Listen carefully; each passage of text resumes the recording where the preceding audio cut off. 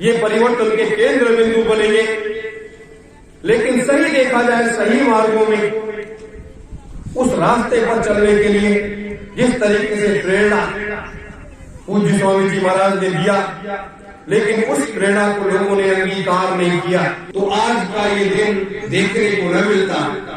और आज जो ऐसी व्यवस्थाएं थी उसमें लोग निकल करके नहीं आते।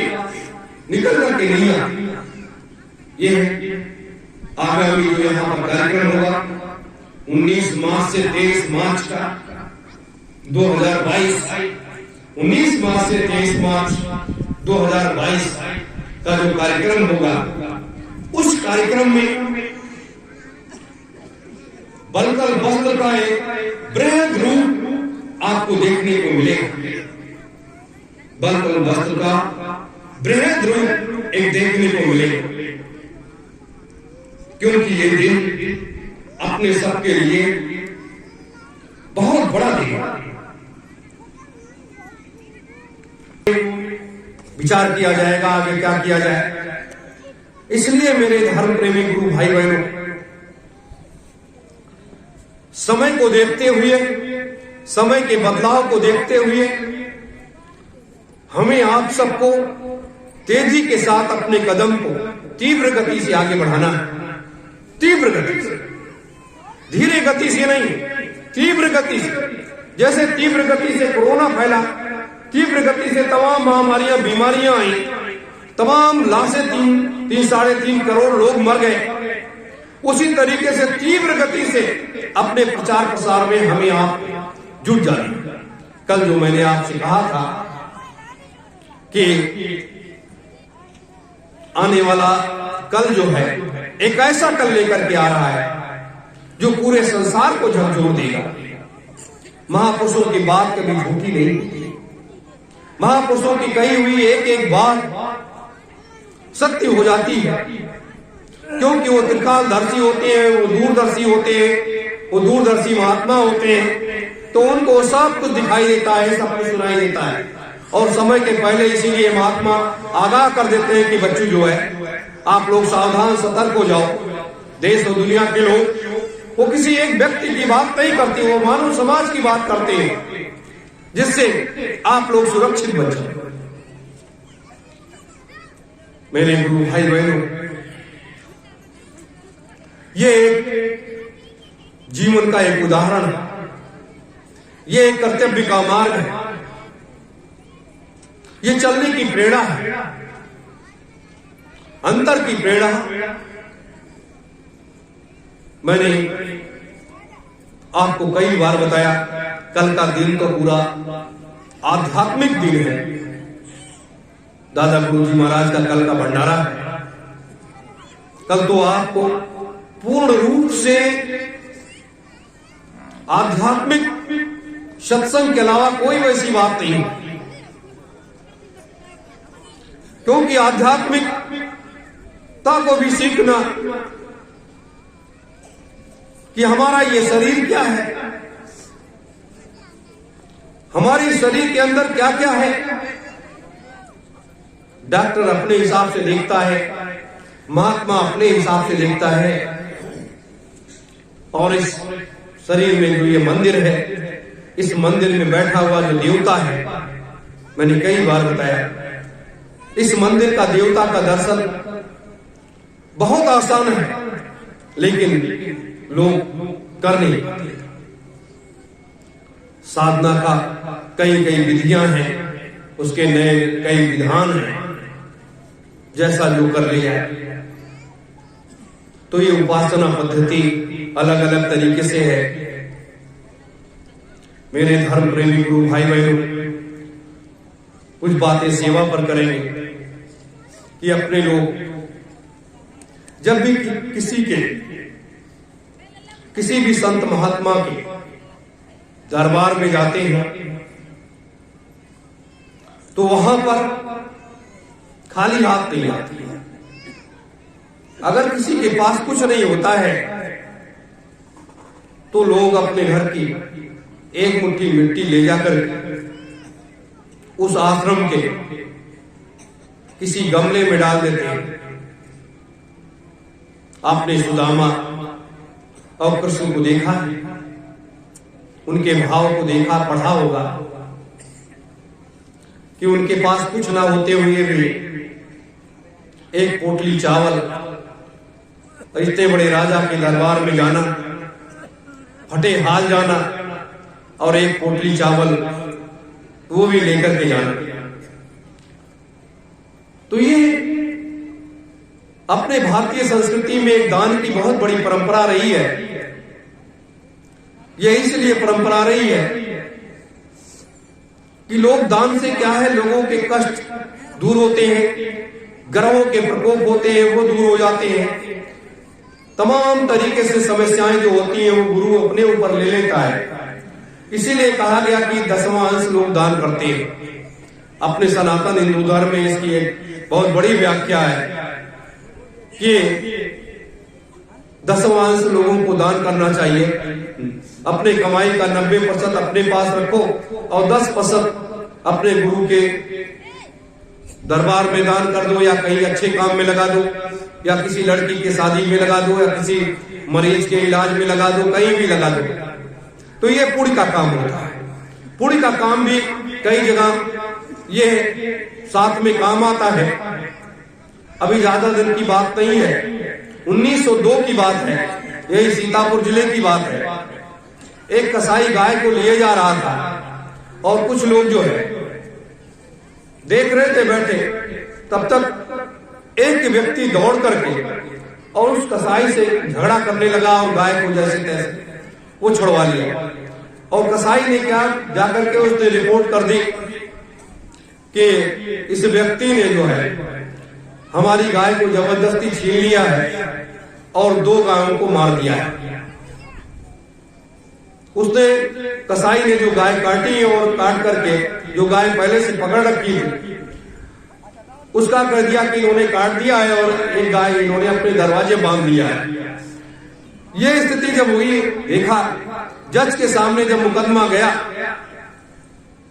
तो जज ने उसको क्या किया, जज भी अंग्रेज था और ये पंडित था जिसने छुड़ाया था, तो उसको फांसी का आदेश कर दिया। ये 1902 की बात है, इसी सीतापुर जिले की। तो वहां फिर क्या हुआ कि जब उसे फांसी पर चढ़ाने करके ले गए तो देखा क्या कि गाय जो है वो अपने दोनों सींग को लगा करके उसको रोक लेती है और उस व्यक्ति को फांसी पर लटकने से रोक ले जाती है। 5 बार उसका फांसी का आदेश हुआ, 5वां बार जब ऐसा हुआ, अंत में जज ने मजबूर होकर के उसको रिहा किया और उससे पूछा जा करके कि ये क्या है। तो उसने कहा मैं कुछ नहीं जानता, मैंने तो उस गाय माता को बचाया था और मैंने कुछ नहीं किया था। अंत में वो अंग्रेज जज जो है इस्तीफा देकर के और साधु बन गया।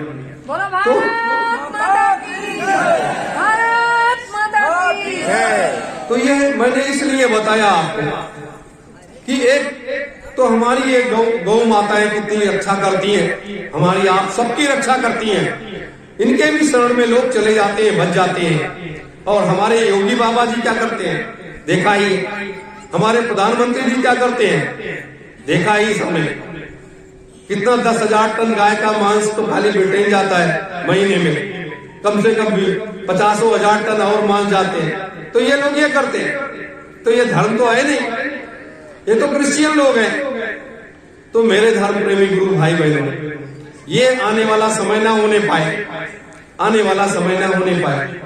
इसलिए महात्मा जो होते हैं वो चिंतनशील होते हैं और वो परमात्मा से सीधे मिलते हैं और परमात्मा उनको निर्देश देता है, आगे बढ़ने की प्रेरणा देता है कि ये जिम्मेदार नैतिक जिम्मेदारी है कि आप समाज में इसको सुधारने का प्रयास करो।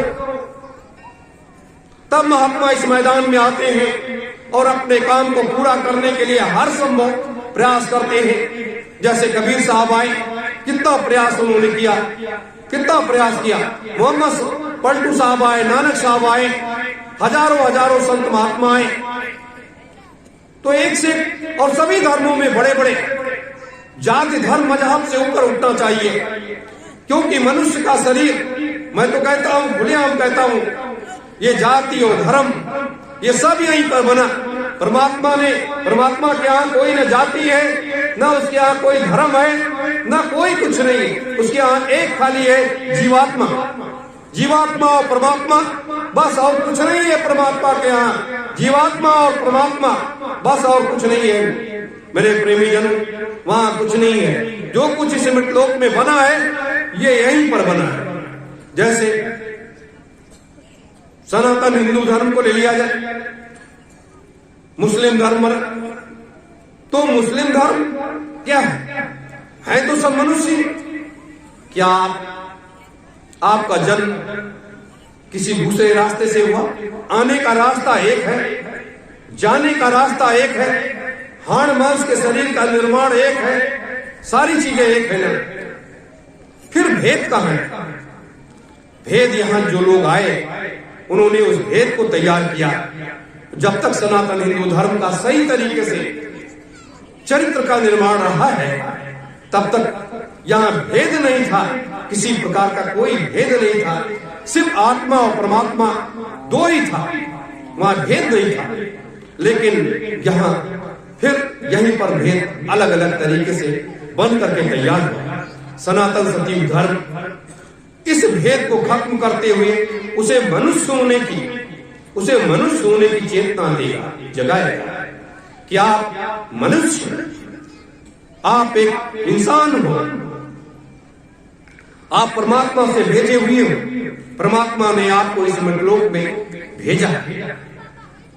तो ये भाव जिस दिन लोगों में आ जाएगा, उस दिन ये मार काट, कत्लेआम, ये हिंदू मुसलमान, ये सिख, ये ईसाई, ये पारसी, जैन, ये सब खत्म हो जाएगा।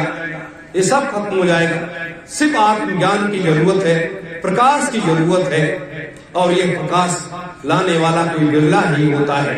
प्रकाश जैसे ये सूर्य निकलता है, वैसे हम आप सब लोग सूर्य के तरीके से जब प्रकाशमय होंगे, जब प्रकाश फैलाओगे अपना, तो इस संसार में प्रकाश ही प्रकाश दिखाई देगा और कुछ नहीं दिखाई देगा।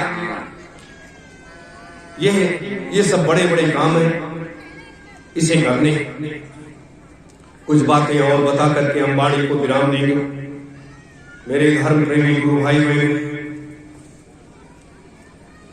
वर्तमान में नई नई बीमारियां पैदा हो रही हैं। इन बीमारियों से निजात पाने के लिए अभी से अपने लोगों को सतर्क और सावधान रहना होगा।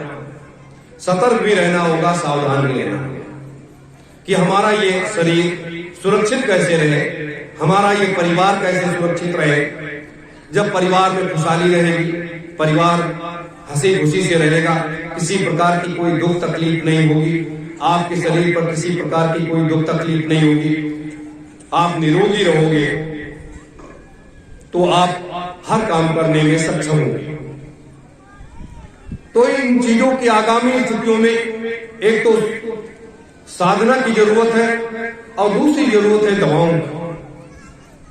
तो कुछ दवाओं की भी जरूरत है जो आप लोग अपने अपने प्रयोग के हिसाब से उसको जरूर अपने घरों में रखिए, हर महीने लीजिए और उन दवाओं को अपने घरों में रखिए और उसका प्रयोग जरूर करिए। समय के पहले सतर्क हो जाना बेहतर है।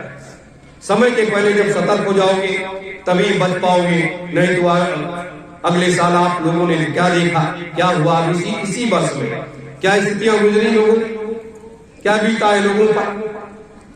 तो मेरे धर्म प्रेमी गुरु भाई बहनों, अपने लखनऊ से डॉक्टर साहब आए हुए हैं, वो कुछ दवाएं ऐसी लाए हैं जो इन बीमारियों को कंट्रोल करने के लिए काफी कारगर है और उन्होंने बहुत कम उसमें उसको देने का प्रयास किया है और बहुत बड़े पैमाने पर आपके आश्रम का सहयोग भी किया है। इसलिए उन दवाओं को आप लोग सब लोग जरूर अपने घरों तक ले करके जरूर जाएं। ये मेरा आपसे अनुरोध है कि ये स्वास्थ्य ही ये सबसे बड़ा धन है। अगर स्वास्थ्य ही सही नहीं रहेगा तो आप क्या करेंगे। तो इससे आप लोग एक एक करके कार्यक्रम समाप्त होने के बाद आप लोग उनको दिखा भी लेंगे और उनसे अपनी दवाओं को भी आप लोग लेते चलेंगे, क्योंकि ये जरूरी है।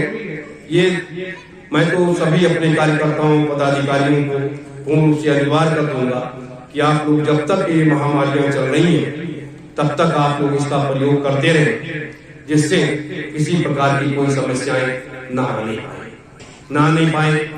और अभी कार्यक्रम समाप्त होने के बाद हमारे प्रमुख पदाधिकारीगण आप लोगों के बीच में प्रमुख लोगों को बैठाल करके बैठक भी करेंगे, पर चर्चा भी करेंगे, सारे कार्य योजनाओं को जिले स्तर पर तैयार करेंगे, कार्यक्रम का चार्ट भी तैयार करेंगे। तो ये सब करना जरूरी है,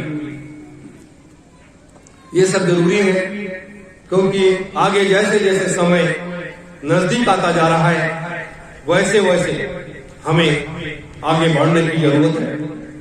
और 20 तारीख से परमानेंट बाहर निकल करके प्रचार प्रसार के कार्यों में पूरा जनवरी फरवरी ये 2 महीने 3 महीने तक बाहर ही रह करके अपने लोग प्रचार प्रसार करेंगे, सारा कार्यक्रम फैलाएंगे तेजी के साथ। छोटे कार्यक्रम बड़े कार्यक्रम सब लगातार करेंगे और रुकने का काम नहीं है, अब आगे बढ़ने का काम है।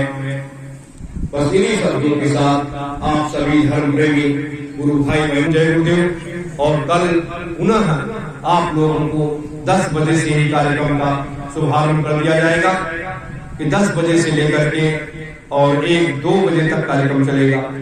बस आप सभी गुरु भाई बहनों को सादर सत्युम जय गुरुदेव।